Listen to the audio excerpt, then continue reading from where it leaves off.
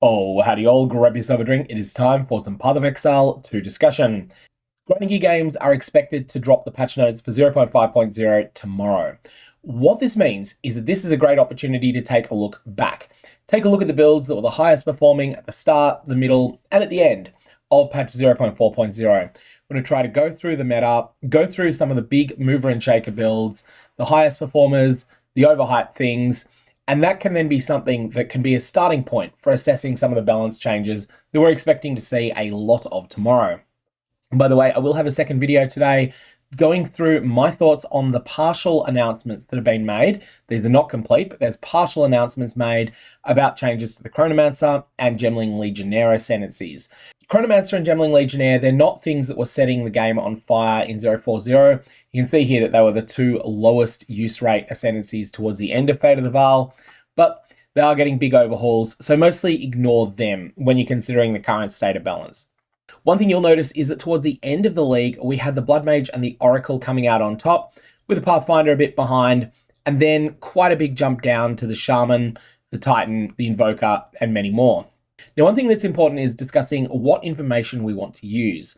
What I tend to like to do is to go over to poe.ninja. There's a website that aggregates data for both PoE 1 and PoE 2, and have a look at this as a bit of a data puzzle to try and analyze. But one thing that's really important that PoE Ninja lets you do, and I think this is actually the most important thing about it, is you can look at snapshots from the league earlier on. So for instance, one that we won't be really seriously digging into too much, but that you could if you were interested, you'd have a look at what builds were on top 6 hours into the league. 6 hours in is pretty early, so 37% of people that are playing that poe.ninja is tracking are playing unascended Druids at this point. 2% of people are playing ascended Shamans, and 0.7% of people are playing ascended Oracles, so 39.7%. What happens though when we jump a few hours further into the future? Well, we start seeing that the number of unascended Druids contracts a lot, as you might expect, as people graduate into either being Shamans or into being Oracles. But the numbers add up a bit lower this time. Only 33% down from 39.7. What's going on here is that other ascendancies start having a bit more success than the Druid players are having during this time period. That means that they start taking up more of the higher spots on the ladder. They start becoming more of the people that are actively involved in trade, more of the people that poe.ninja is able to track. Additionally, poe.ninja imposes a minimum level requirement of 20 at some point, which also puts a little bit of a limit on. Now, what I want to do though, I want to take a different consideration for minimum level. I instead want to only look at people who got quite a fair way through. And so for my analysis of the early meta, I'm going to insist that characters are at least level 70. By the level 70, you're definitely through the campaign and the interludes. However, by 12 hours in, there just weren't that many people that were through the campaign. So instead, we're going to take a look at 18 hours in. I think that this is one of the most useful early snapshots that's around. So we're going to be taking a look at what builds were on top early in the league, only considering those that were high-level characters. And you'll see here that we've only got 2,113 characters that were being tracked by poe.ninja, that were level 70 or higher. And so, in a sense, this is maybe not quite the absolute cream of the racing elite, but it is the people who might, if they were to put in focused work, be able to become that cream of the racing elite. So let's take a look at what we've got here. You could look at the classes first, and so you see there's Pathfinders, Amazons, Deadeyes, and then a big jump down to the Lich, the Infernalist, the Warbringer, the Shaman, the Witch Hunter, the Blood Mage, and so on. But instead, what I want to do is take a look at the weapons that people are using, because I think these tell a more interesting story. 37% of people who made it this far this early were using a crossbow. What were those crossbow players using? Well, all using explosive grenade, bar a few, and most of them were using gas grenade. After that, there's a fair bit of variance in their supplementary skills, but really, people were probably using all of these. At least a lot of them were. And in terms of the ascendancies they were choosing, it was dexterity-aligned ascendancies that provide bonuses to crossbows. Now, the Amazon was the one that was being hyped up as the best option for getting to level 90 fast. The races prior to the league start had worked out that the Amazon was the best ascendancy for just being really, really fast at league start, and not necessarily something that would hold up super strong later on. So all of the best players of the game pretty much were seriously considering the Amazon crossbow setup. Other than that, though, you had Deadeyes, you had Pathfinders, you had the Witch Hunter, which is what I was playing, you had the Tactician. All of these are really solid choices for your crossbow build. And you had the Gemling Legionnaire, which was not considered a very solid choice for your crossbow build. It kind of functioned with it. And likewise, the Unascended Mercenary and the Unascended Huntress or Ranger were also things that were just not very good options, but they were sort of there. You also have the Pathfinder, which tends to play a bit differently because it has more synergies in the direction of poison. But these were the different ascendancies that were popular with the people who were running grenade builds. Most importantly, though, pay attention to any changes that are made, if any, to Explosive Grenade, because this was the defining skill of the first approximately 18 hours of the league. After this, we have a look and you'll see it is the bow and quiver was second. And here we're going to see a very, very, very strong homogenization on one particular build. And that is the Pathfinder build that we're using Poisonburst Arrow, Toxic Growth. So why don't we take a look just drilling down further into those Poisonburst Arrow players, and you'll see that 99.7% of them had elected to play as Pathfinders for some funny reason. It's almost like there's a lot of synergy there. This was the other real breakout build early on. So this is 78% of those people that were playing with bow builds were playing that build. That's something like 21 or so percent of the entirety of the people that reached level 70 fast in the league. After this, it's quite a big drop down to the other weapon types, and you'll see Wand and Focus and Staff coming next. What are people using in conjunction with this? Essence Drain Contagion mostly, but there's also a number of you that were playing with Bone Storm as well. Both of those very viable. And then when we take a look at the Staff, you'll see here that this is going to end up being partly more of the same. We've definitely got some Essence Drain Contagion builds. We also have Orb of Storms being something that's played with a lot here, and Bone Storm again. In terms of the sorts of ascendancies people are using, it's generally intelligence-aligned ascendancies at this point. After this, you then have the one-handed mace and the shield is the next most popular category of weapons that people were using. And here it's overwhelmingly the Warbringer playing with Shield Wall. Not exclusively Warbringers, there's Titans are very viable, Smith of Katava is very viable as well, but Warbringer was the one that was getting people further ahead faster, and then they were able to reassess later if they wanted to swap over to something else. Other than that, there were other weapons people were using, but one thing I think is the main story to take out of this is that early on, people did not solve how to play the Druid very well, because Talismans were only on 3% of players early on. It's not there were absolutely none, and most of them were playing with Shamans, but it was just something where people hadn't optimized it yet. That is going to change a lot once we start taking a look at the whole of week 1. So why don't we change this time machine to take us to week 1? Actually, let's go with day 6. And here you're going to see a very, very different story because the meta evolves as more and more people progress into maps. And particularly people who are progressing into maps on an ascendancy that they don't yet know how to play, they are now into maps. Whereas 18 hours in, not very many of them were. And so what are we looking at in terms of the top setups now? Well, in number 1, we still have the bow and quiver, which was previously in position number 2. And you'll see again, Pathfinder, Poisonburst Arrow is everywhere. Below that though, we have the Deadeye, we have the Amazon. They're the other two ascendancies that people are playing with if they want bows, but those setups are not very popular. The Talisman comes next, and the Talisman tells a bunch of interesting stories. So most people who are playing with a Talisman are playing a Shaman or an Oracle, because why not play all of the new stuff together? But it's not exclusively them. We've got Titans, we've got Smith of Katava, even got a couple of people on the Invoker, the Amazon, lots of all sorts of weird and wonderful setups that people are playing here. But in terms of the skills people are using, there is a bit less cohesion on one skill. We do have Pounce, we have Lunar Assault, we have Shred, Walking Calamity, Furious Slam, Lunar Blessing, Herald of Ice, Cross Slash. Quite a wide variety here. If we drill down to only the people who are using Pounce, I think you'll see here that Lunar Assault becomes more common, as does Shred, Lunar Blessing. You start to see a combination of skills that are widely used together. Especially when you drill down further, you can see this archetype around wolves is definitely something that there's a lot of support for here. So Lunar Assault, Shred, Lunar Blessing, Cross Slash, Herald of Ice, All these are commonly being used together.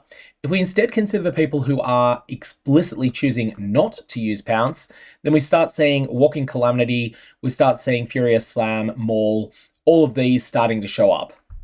So there's a number of additional things that you can find as you drill down into here. The other things that we want to look at, though, are the other weapons. And I think the one that might be interesting to most people is going to be when we get to crossbows, because, gee, they have fallen off hard. But next up, we have people who are using a staff. Important to note that there is a distinction that is made between the quarterstaff and the staff. This is the spellcaster staff. So we have the Blood Mage, the Oracle, the Stormweaver.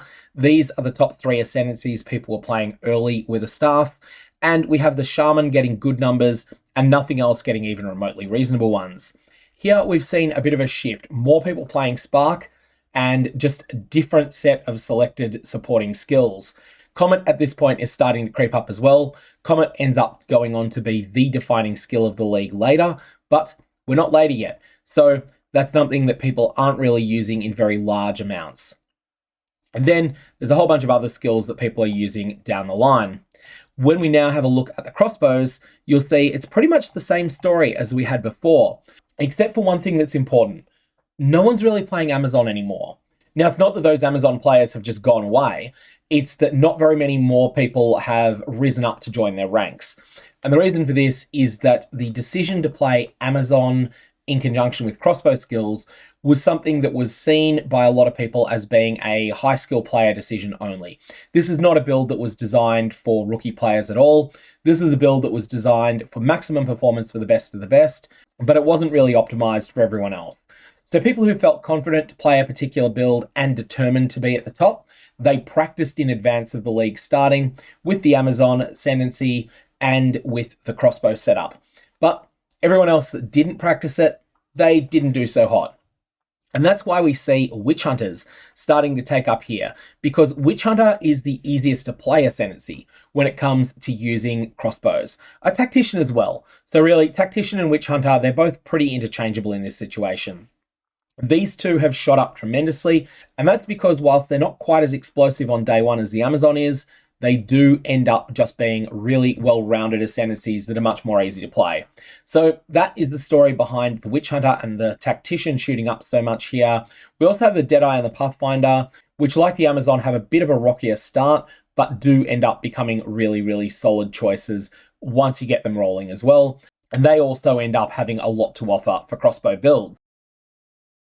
After this, when we have a look beyond the crossbows, you'll see that Wand and Focus is the only other really popular setup here. And when we have a look at the skills that people are using and the ascendancies, its Oracle is very high up here, Stormweaver, Lich, Blood Mage, and then it's a massive drop down to Shaman. In terms of the skills that people are using, it's really a hot mix. So we've got Spark, we've got Thunderstorm, we've got Entangle, Orb of Storms, just a whole lot of different things. There is definitely a number of people who are interested in playing around with the watering plants setup that was built into the game, and that is something that remains reasonably popular throughout week one. It's not something that's incredibly overpowered or anything of the sort, but it's a solid performer and it was an easy build to work out. So for a lot of people, what they ended up doing with their Druids was respecking into that setup. What I think is also worth doing is taking a quick look at what you see when you only consider those players who are playing as an Ascended Druid. Because the Druid was a new hotness, the Druid was the thing that Grinding Gear Games had been promoting so much, so lots of people chose to play it. What did they end up moving their builds into? Well, here you'll see 50% of people exactly were using a Talisman. Amongst those of you that were embracing a shapeshifting side, we see that we have the Pounce Lunar Assault setup, which is the more popular way to play. And once you look into Lunar Assault, you'll see that there's sort of this cohesive set that most people are sticking to. And if you decide not to go that way, then you're probably ending up playing Waking Calamity. And in that situation, Furious Slam, Maul, Ferocious Roar, Rampage. There's another pretty solid, cohesive set of things that people were consolidating on at this point. What though if you weren't using a Talisman, if you decided to use a staff instead? Or with the staff, you're looking at Entangle, Thrashing Vines being the overwhelming, most popular setup of all. Further down the list, we have a Talisman combined with a Scepter was something that a lot of people were using. And in terms of the actual builds that people are playing here, it doesn't look tremendously different to what we were seeing before. And then we can drill down further into Wand and Focus, which is kind of the last popular setup on Druids. And here, very much Entangle, Thunderstorm, Thrashing Vines.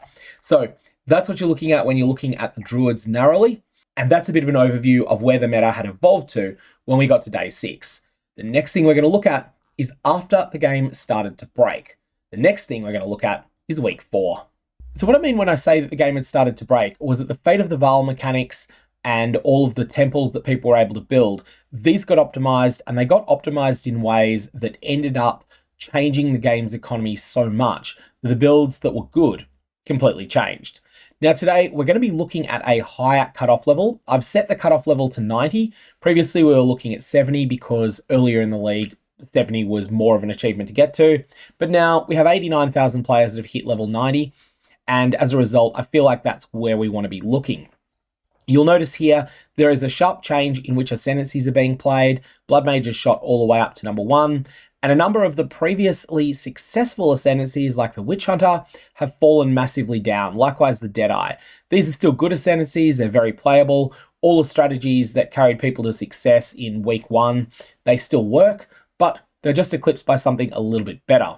In fact, what you started seeing at this point was that as the temple got worked out more and more, people started re-rolling new characters that were optimized around the temple. What happens if we also decide to limit the level higher? So let's start firstly by looking at level 96. Oh look, Blood Mages are more dominant. What if we go to 99? Oh look, Blood Mages are more dominant. What if we go only with level 100s? And keep in mind there's almost 2,000 of them at this point. Well, Blood Mage is still dominant, although Pathfinder is definitely creeping up there. But we're going to go back to 90 here so that we can assess things that affect more of the player base. And here, we're going to look at the skills that people are using and the weapon sets people are using. You'll see here that the most popular weapon configuration is the Spellcaster staff. And when we have a look at the actual skills themselves, you're going to notice that Comet is out on top. Now, Comet is not a skill that is designed to be particularly spammable. Like, it's such a slow skill to cast. Plus 1 second to total cast time. You don't want to use this as your primary clear skill, except for when you do. Except for when you can totally circumvent all of its limitations through the use of Cast on Critical. Cast on Critical and Comet, I think there is an interaction here that is probably not going to survive when patch 0.5.0 goes live. If it does survive, then I expect that this is going to be absolutely hegemonic in the new league. This is basically the defining interaction of 0.5.0. Now, it's not just people who are using a staff that are doing this. There are also some Wand and Focus people that are doing this too. So let's have a look here. If we go to the Wand and Focus or Wand and Scepter, you'll see that there's going to be a number of people who are using Comet. And again, these Cometers, they're almost all cast on Critical Strike. And we'll also have a look at the Wand and Scepter folks, which is another big group. And again, you're going to see Comet almost universally used. And hey, look, again, cast on Critical Strike. So this ends up being the defining interaction of the entire league. And I think it's really important to mention that because it was something that was perfectly set up for defeating the challenges that are found in an overjuiced temple, and also something that could do the rest of the game at the same time. In terms of other surprises related to those spellcasting builds, there kind of isn't any. It really is Comet plus Cast on Critical. Bow and Quiver was the next most popular weapon configuration here on level 90 plus characters. And here you'll see, overwhelmingly, we have Pathfinders, we have Poisonburst Arrow. It's not the only thing people are playing, but it is the dominant setup. Next, we have those of you that were still in the Druid Shapeshifting in form and the Talisman setup. Here, there's been a few changes that have taken place. So we've got the Oracle at 49%, the Shaman at 24%, a bit more popularity though here for the Titan now. And the Invoker's still pretty small, Pathfinder's still pretty small, Smith of Katava, Amazon's still pretty small, but there's people experimenting with a bunch of things there. Now, Pounce. Pounce is starting to be used by everyone. It doesn't matter whether you're a werewolf or not. Nowadays, you're starting to see that everyone is finding a way to fit Pounce into their build, even if their build is intended to be in either human form or in wyvern form or in bear form. No matter what, you want to find a way to get Pounce into your build. The Lunar Assault setup is still very popular though, almost universally played alongside Herald of Ice, Shred, Lunar Blessing. This combination, very solid. It's something that took a little bit of time for people to figure out because the Wolves were definitely underperforming on day one of the league, but once people worked it out, it ended up being a really solid setup. In terms of the Bear form versions, Bear was the most popular Druid on day one, but it has now fallen off. It's not that no one's playing it, but the number of people that are playing Ferocious Roar is 25%, and it's one of the most popular of the skills that's associated with the Bear form. So definitely a big fall off there, but it was something that was very good at getting people through Acts 1 and 2 during the periods where the Druid was underperforming a bit for most people on day one. Okay, so that's the Talisman. Then we have two spellcasters we've already looked at. Now we see something interesting, Quarterstaves. Quarterstaves are shown up for the first time. And when we drill down into the Quarterstaves, you'll start to see that the skills that people are using are not very varied. Whirling Assault, Charge Staff, these things are everywhere. Everywhere, everywhere, everywhere.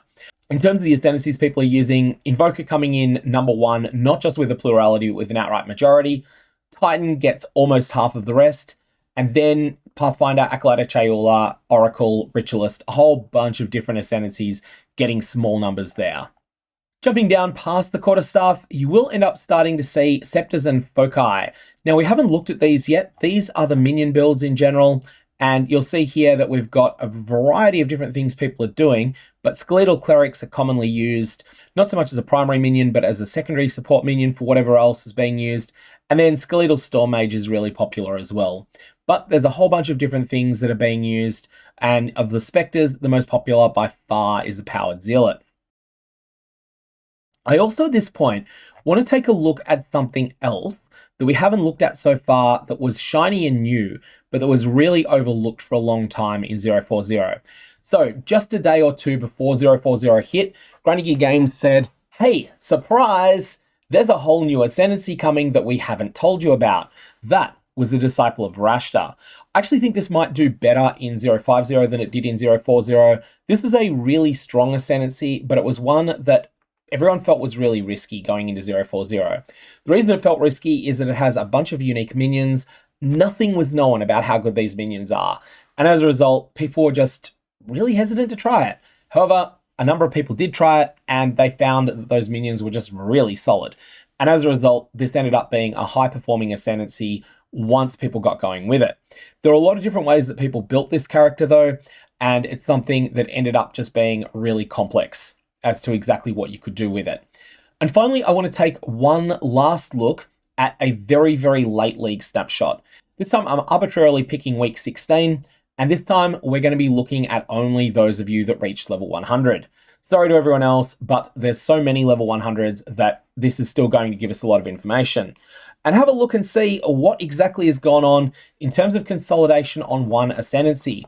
We don't quite have a majority of people on the Blood Mage, but we have a very large plurality. It is more than any 3 ascendancies combined, almost as much as the top 4 combined, and it is just completely hegemonic. Here, as we go into the Blood Mage, you're going to see massive consolidation around a number of really powerful unique items. The Vertex, this is not used in its uncorrupted form. The uncorrupted form on this is a functional item, but not a chase item at all. But one of the corruptions that you can get on this is a +4 to the level of skill gems. That is just completely bonkers, completely ridiculous. And yeah, just one of the best items in the game. Definitely the best helmet in the game. Headhunter is ubiquitous, absolutely everywhere. Heart of the Well is just generic good stuff. People always want to use it. And then Calandra's Touch alongside a good ring. There's a whole bunch of other things that you can look at here, but Atziri's Splendor is something that is used a tremendous amount. Wrathpinth Globe, tremendous amount.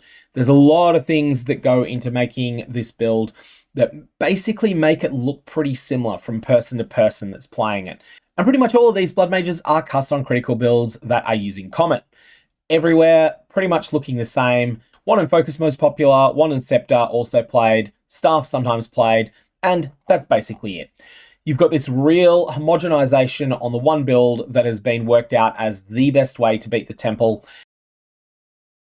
And that's the thing that started to happen as the league started to get stale. So, That is the main official league. But what happens when we have a look at the largest of the private leagues that was run? Well, there was a large private league that was run. This was Second Wind Fate of the Val.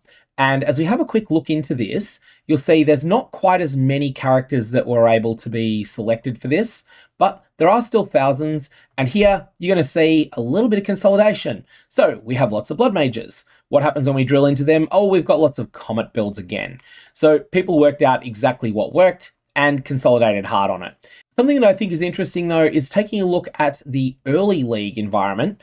And here you will see that one day in, you've got a lot more people that are playing a Blood Mage. So you got people who have gone into this private league with the intention of, I'm just going to be playing Blood Mage.